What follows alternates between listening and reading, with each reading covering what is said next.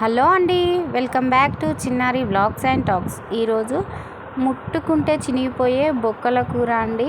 అదేనండి మన పల్లెటూరు స్టైల్లో తలకాయ కూర కాళ్ళు వేసి వండుకున్నాను. ముట్టుకుంటే చినిగిపోయే స్టేజ్లో ఉడికించుకొని నోట్లో పెట్టుకుంటే వెన్నలాగా కరిగిపోతుంది. అంత ఈజీగా తినేయచ్చు. పళ్ళు లేని వాళ్ళు కూడా ఈజీగా తినగలిగేలాగా చేస్తున్నాము. టేస్ట్ కూడా అదిరిపోతుంది. వీడియోని ఏమాత్రం స్కిప్ చేయకుండా చూసేయండి ఫ్రెండ్స్. కాళ్ళు తలకాయ ముందుగా ఎలా క్లీన్ చేసుకుంటారో ప్రాసెస్ కూడా చూపిస్తున్నాను. బాగా కట్టెల పొయ్యి మీద కానీ ఇలా కాల్చుకొని వాటి మీద ఉన్న జుట్టుని పూర్తిగా కాల్చి గీకి ఇలా క్లీన్ చేసుకుంటారు. ఈ ప్రాసెస్ అనేది చాలా పెద్ద ప్రాసెస్. ఇలా క్లీన్ చేసుకొని మనం ముక్కల కింద కట్ చేసి పెట్టుకున్నాము. ఈ తలకాయ కూరని 1-2 సార్లు శుభ్రంగా కడుక్కొని కాళ్ళు తలకాయ 2 వేసేసామండి. ఇందులో ఇవి మెత్తగా ఉడకడానికి మా బామ్మ చెప్పిన చిట్కా 1 టేబుల్ స్పూన్ వేసుకుంటే మటన్ ఈ ముక్కలు అనేవి చాలా స్మూత్గా ఉడుకుతాయి.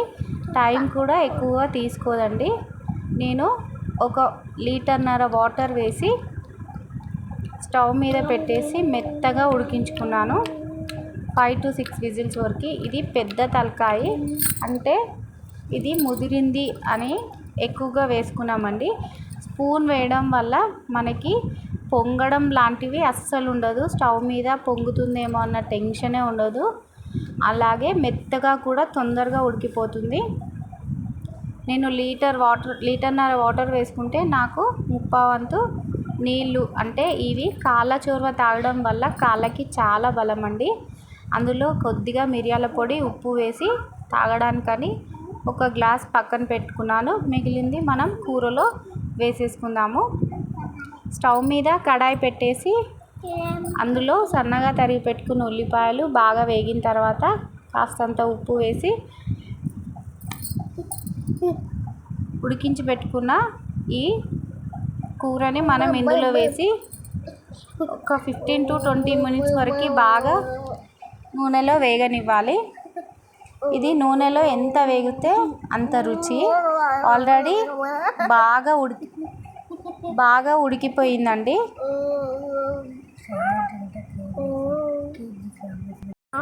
ఇవి బాగా వేగిన తర్వాత రుచికి సరిపడంత కారం, ఫ్రెష్గా దంచి పెట్టుకున్న అల్లం ఎల్లిగడ్డ పేస్టు, కొద్దిగా పసుపు వేసి ఒకసారి బాగా వేగనివ్వాలండి. మనం ఈ కారాన్ని కూడా కాస్త వేగనివ్వాలి. చూస్తున్నారు కదా ముక్క ఏ స్టేజ్లో ఉడికిందో. బొక్కల మీద ఉన్న స్కిన్ కూడా ఊడి వచ్చేస్తుంది. అంత మెత్తగా ఉడికిపోయిందండి. అంటే అది కుక్కర్ 1 విజిల్ ఎక్కువైపోయి అలా ఉడికిపోయింది. కొద్దిగా కొత్తిమీర, కరివేపాకు కూడా వేసుకొని 2 మీడియం సైజు ఉన్న టమాటాలని కట్ చేసి వేసుకున్నాను. ఇవి కాస్త మగ్గిన తర్వాత మనం వెల్లుల్లిపాయలు, మిరియాలు అనేవి కచ్చాపచ్చాగా దంచి వేసుకోవాలండి. తలకాయ కూరలో మిరియాలు, ఎల్లిపాయల ఫ్లేవర్ అనేది చాలా బాగుంటుంది. కూరకి టేస్ట్ కూడా బాగా వస్తుందండి. అందుకని ఏమాత్రం స్కిప్ చేయకుండా మిరియాలు, వెల్లుల్లిపాయలు దంచి వేసుకోవాలి. ఇప్పుడు మనం ఉడికించుకున్నప్పుడు ఉన్న రసం ఇందులో వేసుకుంటున్నాను. అలాగే కొద్దిగా చింతపండు రసం, ఒక 50 గ్రాముల చింతపండులో నుంచి తీసిన రసాన్ని వేసుకున్నాను. ఈ తలకాయ కూరలో మనం చల్లనీళ్ళు వేస్తే కూర టేస్ట్ అనేది పూర్తిగా మారిపోతుందండి. అందుకని 1 గ్లాస్ హాట్ వాటర్ని పక్క స్టవ్ మీద మరిగించుకొని ఇందులో వేసేసుకుంటున్నాను. ఇలా హాట్ వాటర్ వేసుకోవడం వల్ల టేస్ట్ చాలా బాగుంటుంది. అలాగే మనకి ఈ కూర అనేది తొందరగా కుక్ అయిపోతుంది.